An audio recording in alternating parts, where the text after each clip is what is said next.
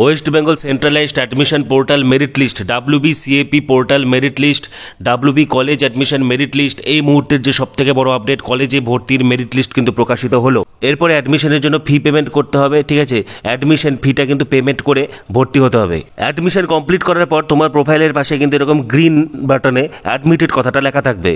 Welcome everyone, WB college admission 2024 merit list, এই মুহূর্তের big breaking এবং সুপার এক্সক্লুসিভ আপডেট। অবশেষে কিন্তু সমস্ত অপেক্ষার অবসান, ঠিক আছে। সেন্ট্রালাইজড অ্যাডমিশন পোর্টালে কিন্তু মেরিট লিস্ট প্রকাশ হয়ে গেল, ঠিক আছে।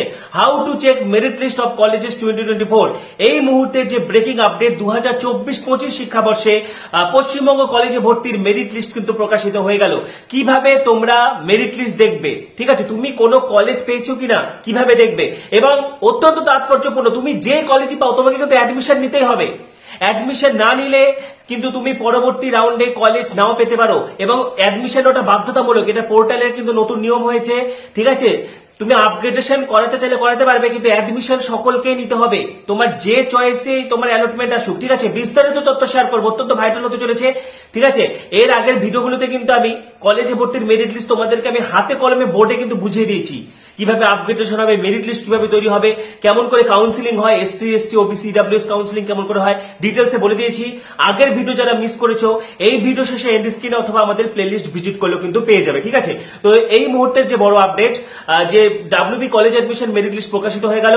বিস্তারিত তথ্য শেয়ার করছি, তার আগে বলছি যারা যারা আমাদের চ্যানেলে নতুন ভিডিও দেখছো এখনই সাবস্ক্রাইব করো। কলেজ অ্যাডমিশন সংক্রান্ত সমস্ত তথ্য তোমাদেরকে কিন্তু টাইম টু টাইম আমি দিয়ে এসেছি, ঠিক আছে। এবং ডেসক্রিপশনে দেখো আমাদের টেলিগ্রাম গ্রুপের লিঙ্ক দেওয়া রয়েছে, সেই লিঙ্কে ক্লিক করে এখনই টেলিগ্রাম গ্রুপে যুক্ত হয়ে যাও, সরাসরি আমার সঙ্গে যোগাযোগ করতে পারবে।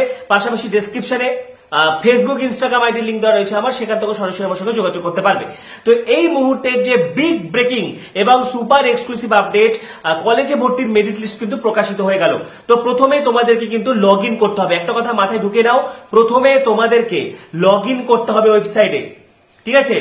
লগ ইন করার পরে তোমার প্রোফাইল যেখানে দেখবে 100% কমপ্লিট বা যত পার্সেন্ট কমপ্লিট দেখাচ্ছে, তার পাশে ড্যাশবোর্ডে অ্যালোটেড লেখা থাকবে গ্রিন দিয়ে, ঠিক আছে। আমি তোমাদেরকে একটু পরে দেখিয়ে দিচ্ছি, গ্রিন দিয়ে অ্যালোটেড লেখা থাকবে, ঠিক আছে। অ্যালোটেড কথাটা লেখা থাকবে এবং তুমি কোন কলেজে কোন সিট পেয়েছো সেটা লেখা থাকবে। এবারে দেখো, তোমার যে সিটটায় আসুক তোমাকে ভর্তি হতেই হবে, তুমি দুটো অপশন পাবে, আপগ্রেডেশন ইয়েস আর আপগ্রেডেশন নো, কিন্তু ভর্তি হওয়া বাধ্যতামূলক। ভর্তি না হলে মপ আপ রাউন্ড বা পরবর্তী রাউন্ডে যদি সিট না থাকে, সেক্ষেত্রে কিন্তু তুমি সিট পাবে না এবং বছর কিন্তু নষ্ট হয়ে যাবে।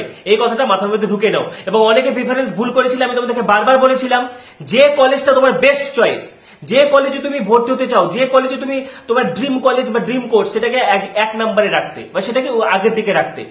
এবং যারা 1 নাম্বার কলেজ পেয়ে গেছো, তোমরা সেখানে ভর্তি হতে পারবে, সেখানে আপগ্রেডেশন হবে না, সেখানে নো আপগ্রেডেশন করে অ্যাডমিশন হওয়া বাধ্যতামূলক। কারণ 1 নাম্বার কলেজের কোনো আপগ্রেডেশন হয় না।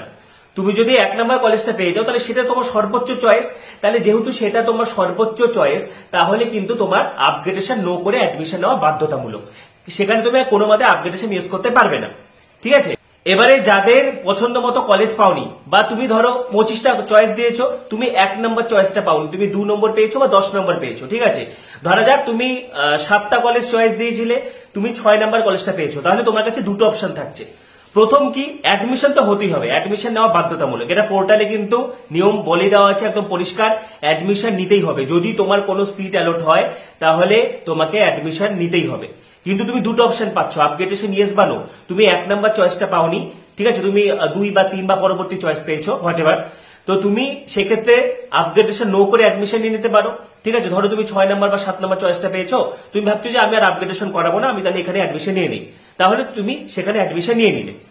আরেকটা তোমার কাছে অপশন থাকছে, তুমি অ্যাডমিশন নিয়ে নিলে এবং আপগ্রেডেশনটা ইয়েস করে দিলে। সেক্ষেত্রে পরবর্তীতে যখন আপগ্রেডেশনের মেরিট লিস্ট বেরোবে, তখন তোমার যদি আপগ্রেড হয়, তাহলে তুমি আরো বেটার চয়েসে যেতে পারবে, তোমার আরো পছন্দের উপরের দিকে যেতে পারবে, ঠিক আছে। আপগ্রেডেশনের সময় উপরের দিকে হয়, নিচের দিকে কিন্তু হয় না।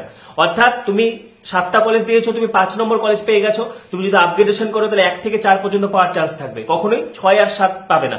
আর যাদের 1 নাম্বার চয়েস এসেছে, তোমাদের কিন্তু সেখানে ভর্তি হতেই হবে, ঠিক আছে। এবং যাদেরই কোনো না কোনো কলেজ এসেছে, ভর্তি হতেই হবে। সেক্ষেত্রে তুমি আপগ্রেডেশন করতে পারো বা ইয়েস করতে পারো, ক্লিয়ার। এবং সেখানে তুমি ফি পেমেন্টের অপশন পেয়ে যাচ্ছ, ফি পেমেন্ট করবে এবং যাদের মনে হচ্ছে অ্যাডমিশন বাতিল করবে, ঠিক আছে, তুমি তাহলে অ্যাডমিশন নিয়ে নিলে, তুমি পড়তে চাইছো না, তাহলে অ্যাডমিশন বাতিল করলে নির্দিষ্ট সময়ের মধ্যে তুমি যদি অ্যাডমিশন বাতিল করো তাহলে পুরো টাকাটা কিন্তু রিফান্ড পেয়ে যাবে,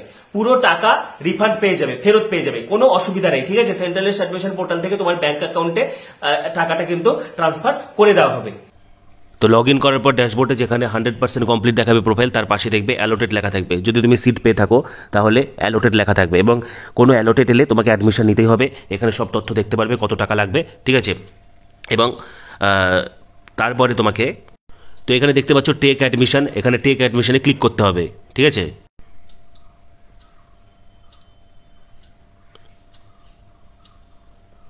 ক্লিক করার পরে এখানে তুমি মেরিট লিস্ট দেখতে পারবে এবং অ্যালটমেন্ট লিস্ট দেখতে পারবে, ঠিক আছে। কোর্স প্রোগ্রাম সহ কলেজ বরাদ্দ করার পর allotted details, merit index, merit rank, merit list, allotment list, এগুলো সব দেখতে পারবে। এবারে তোমাকে অ্যাডমিশনটা নিতে হবে, ঠিক আছে। এবং তুমি কিন্তু তোমাকে যেখানে অ্যালোটেড করা হয়েছে সেখানে অ্যাডমিশন নিতে হবে, এবং যে চয়েসটা তুমি পেয়ে গেছো অটোমেটিক্যালি তারপরের চয়েসগুলো তুমি আর পাবে না। তার উপরের চয়েসের জন্য তোমাকে আপগ্রেডেশন ইয়েস করে অ্যাডমিশন নিতে হবে। আর তুমি যে চয়েসটা পেয়েছো সেখানে যদি থেকে যেতে চাও তাহলে তোমাকে আপগ্রেডেশন নো করে অ্যাডমিশন নিতে হবে। আর যদি তুমি উপরের চয়েসগুলো পেতে চাও তাহলে আপগ্রেডেশন ইয়েস করে অ্যাডমিশন নিতে হবে, ঠিক আছে। কিন্তু অ্যাডমিশন নেওয়া কিন্তু বাধ্যতামূলক। এরপরে চুজ ইউর সিট, ঠিক আছে। রিজার্ভ ক্যাটাগরি বা হচ্ছে জেনারেল ক্যাটাগরি সিলেক্ট করে তুমি হচ্ছে দেখো অ্যাডমিশন নেবে, সেখানে অ্যাডমিশন ফিটা দেখাবে টোটাল, ঠিক আছে। অ্যাডমিশন ফি কত, কোর্স ফি কত, তোমাকে অ্যাডমিশন ফিটাতে কিন্তু ভর্তি হতে হবে। এরপরে এরকম পেমেন্ট আইডি দেখাবে এবং কত টাকা পে করতে হবে সেটা দেখাবে, ঠিক আছে। তুমি নেট ব্যাঙ্কিং, অনলাইন, ইউপিআই যে কোনোভাবে কিন্তু তুমি পে করতে পারবে। ফি পেমেন্ট সাকসেসফুল হলে এরকম দেখাবে কংগ্রাচুলেশনস, তোমার ভর্তি হয়ে গেছে, ঠিক আছে। তারপরে ড্যাশবোর্ডে তোমরা অ্যালোটেডের জায়গায় অ্যাডমিটেড এই অপশনটা কিন্তু দেখতে পারবে। ফি পেমেন্ট করার পর যখন অ্যাডমিশন কমপ্লিট হয়ে যাবে তখন কিন্তু এখানে অ্যাডমিটেড অপশনটা শো করবে, এবং তুমি যে অ্যাডমিশন হয়ে থাকলে এরপরে যদি তোমার কোনো কলেজ চেঞ্জ না হয় তাহলে তুমি কিন্তু আগের সিটটাই থাকবে, ঠিক আছে। তোমার যদি আপগ্রেডেশন নো করে অ্যাডমিশন নাও তাহলে তো এটা তোমার থেকেই যাচ্ছে, আর যদি আপগ্রেডেশন ইয়েস করে অ্যাডমিশন নাও, যদি আপগ্রেডেশন সাকসেসফুল হয় তাহলে তুমি উপরের চয়েসগুলো পাবে, আর আপগ্রেডেশন সাকসেসফুল না হলে যে কলেজে ভর্তি হয়েছো সেই কলেজটা কিন্তু তোমার থেকে যাবে, ঠিক আছে। দেখো তোমাদের কিছু বিশেষ কোয়ারিজগুলো, নির্বাচিত হওয়ার পর আবেদনকারী কিভাবে ভর্তি হবে। আবেদনকারীকে লগ ইন করে অনলাইনে প্রয়োজনীয় অ্যাডমিশন ফিস জমা দিতে হবে। যেমনটা আমি তোমাদেরকে বললাম, লগ ইন করার পরে কিন্তু তোমরা অ্যাডমিশন ফিসটা জমা করবে। অ্যাডমিশন ফিস কীভাবে জমা দেওয়া যাবে, দেখো net banking, credit card, debit card ব্যবহার করে, পেটিএম বা ফোনপে, ঠিক আছে, ইউপিআই, এগুলোর মাধ্যমে পেমেন্ট করা যাবে। আবেদনকারী কিভাবে অ্যাডমিশন বাতিল করবে, দেখো যারা রিফান্ড চাইছো বা ভর্তির পরে ভাবছো যে আমি আর কোর্সটা করবো না, সেক্ষেত্রে শেষ দফার অ্যাডমিশন সম্পূর্ণ হওয়ার সময়সীমার মধ্যে, ঠিক আছে, একদম যেটা হচ্ছে অ্যাডমিশন ক্যান্সেল করা যেটা লাস্ট টাইম রয়েছে, সেখানে ড্যাশবোর্ডে তোমরা ক্যান্সেল অ্যাডমিশন সেখানে ক্লিক করবে এবং তাহলে তোমাদের অ্যাডমিশন কিন্তু বাতিল হয়ে যাবে। অ্যাডমিশন বাতিল করলে আবেদনকারী কিভাবে তার অ্যাডমিশন ফিস ফেরত পাবে, দেখো নির্দিষ্ট সময়ের মধ্যে অ্যাডমিশন বাতিল করলে অ্যাডমিশন ফিস ফেরত দেওয়া হবে। আবেদনকারীর প্রোফাইলে যে ব্যাঙ্ক অ্যাকাউন্টের উল্লেখ থাকবে ফেরত টাকা সেখানে ট্রান্সফার করে দেওয়া হবে। পাশাপাশি দেখো 2 নম্বর পয়েন্টটা, যদি আবেদনকারী তার ফার্স্ট প্রিফারেন্স সিটে ভর্তি হয়ে থাকে তাহলে সে আপগ্রেড করতে পারবে না। যেমনটা আমি তোমাদেরকে টাইম টু টাইম বারবার বলে এসেছিলাম যে 1 নম্বর চয়েস পেলে কিন্তু আপগ্রেডেশন করা যাবে না, ঠিক আছে। এবং যদি কোনো আবেদনকারী তার অ্যালোকেটেড সিটে ভর্তি না হয়, অর্থাৎ যে সিটটা তোমাকে অ্যালট করা হয়েছে সেখানে যদি তুমি ভর্তি না হও তাহলে কিন্তু তুমি আপগ্রেডেশনের সুযোগ পাবে না, ঠিক আছে।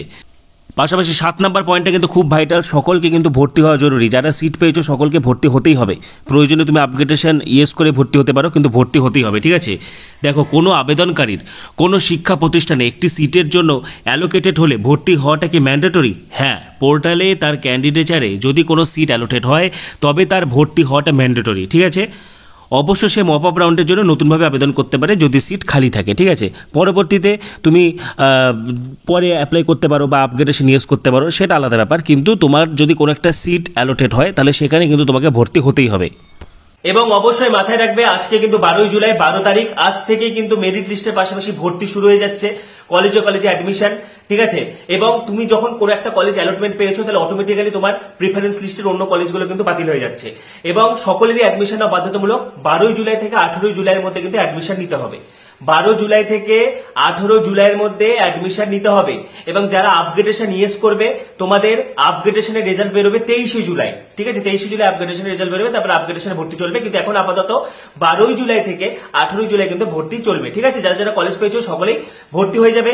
এবং তোমাদের আরো কোনো জিজ্ঞাসা থাকলে আমাকে কমেন্টে অবশ্যই জানাবে, ঠিক আছে। ওভারঅল সবকিছু তোমাদেরকে দেখিয়ে দিলাম, ফি পেমেন্ট থেকে শুরু করে, এবং অ্যাডমিশন নেওয়ার পরে তোমার অ্যাডমিটেড কথাটা কিন্তু লেখা থাকবে, ঠিক আছে। পাশাপাশি দেখো ডেসক্রিপশনে আমাদের টেলিগ্রাম গ্রুপের লিঙ্ক দেওয়া রয়েছে, সেটি ক্লিক করে গ্রুপে যুক্ত হয়ে যাও। এবং তোমাদের আরো কিছু জানা থাকলে কমেন্ট অবশ্যই জানাবে। পরবর্তী ভিডিওগুলির জন্য, কলেজ রিলেটেড, কলেজ অ্যাডমিশন সংক্রান্ত পরবর্তী ভিডিওগুলির জন্য এখনই সাবস্ক্রাইব করো, পাশে থাকা বেল আইকনটা অবশ্যই প্রেস করো এবং ভিডিওটি প্রচুর শেয়ার করে দাও। সবাইকে অসংখ্য ধন্যবাদ।